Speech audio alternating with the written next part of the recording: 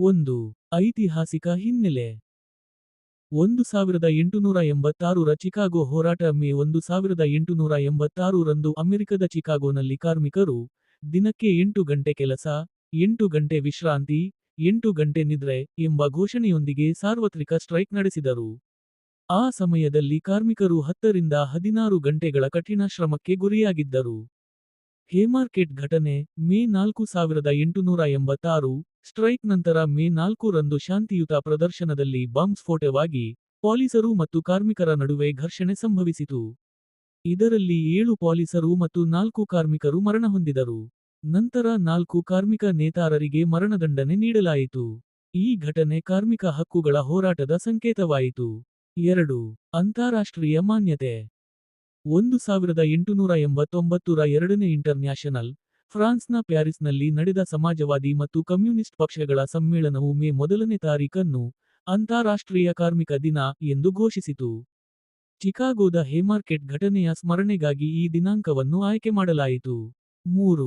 ವಿಶ್ವದಾದ್ಯಂತ ಆಚರಣೆ. 80 ಸಂಕಲನ ದೇಶಗಳಲ್ಲಿ, Russia, China, Cuba, Bharat, Brazil ಸೇರಿದಂತೆ 80ಕ್ಕೂ ಹೆಚ್ಚು ದೇಶಗಳಲ್ಲಿ ಮೇ 1 ರಜಾದಿನವಾಗಿ ಆಚರಿಸಲಾಗುತ್ತದೆ. ಯುಎಸ್ಎ ಮತ್ತು ಕೆನಡಾ ಸೆಪ್ಟೆಂಬರ್ನಲ್ಲಿ ಲೇಬರ್ ಡೇ ಆಚರಿಸುತ್ತವೆ. ಕಾರ್ಯಕ್ರಮಗಳು.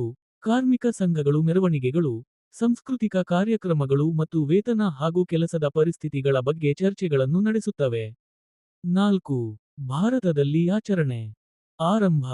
ಭಾರತದಲ್ಲಿ ಮೊದಲ ಕಾರ್ಮಿಕ ದಿನವನ್ನು 1923ರಲ್ಲಿ ಚೆನ್ನೈನಲ್ಲಿ, ಅಂದಿನ ಮದ್ರಾಸ್ ಲೇಬರ್ ಕಿಸಾನ್ ಪಾರ್ಟಿ ನೇತೃತ್ವದಲ್ಲಿ ಆಚರಿಸಲಾಯಿತು. ಸಾರ್ವಜನಿಕ ರಜೆ. ಕರ್ನಾಟಕ, ಮಹಾರಾಷ್ಟ್ರ, ಪಶ್ಚಿಮ ಬಂಗಾಳ ಮುಂತಾದ ರಾಜ್ಯಗಳಲ್ಲಿ ಇದು ಸರ್ಕಾರಿ ರಜೆ. ಇದನ್ನು ಕಾಮಗಾರ ದಿನ, ಅಂತಾರಾಷ್ಟ್ರೀಯ ಶ್ರಮಿಕ ದಿನ, ಅಥವಾ ಮೇ ದಿನ ಎಂದು ಕರೆಯಲಾಗುತ್ತದೆ. ಪ್ರಾಮುಖ್ಯ. ಕಾರ್ಮಿಕರ ಶೋಷಣೆ, ನ್ಯಾಯದಾಯಕ ವೇತನ, ಮತ್ತು ಕಾರ್ಮಿಕ ಕಾನೂನುಗಳ ಅನುಷ್ಠಾನದ ಬಗ್ಗೆ ಸಾರ್ವಜನಿಕ ಅರಿವನ್ನು ಹರಡುವ ದಿನ. 5. ಸಾರಾಂಶ.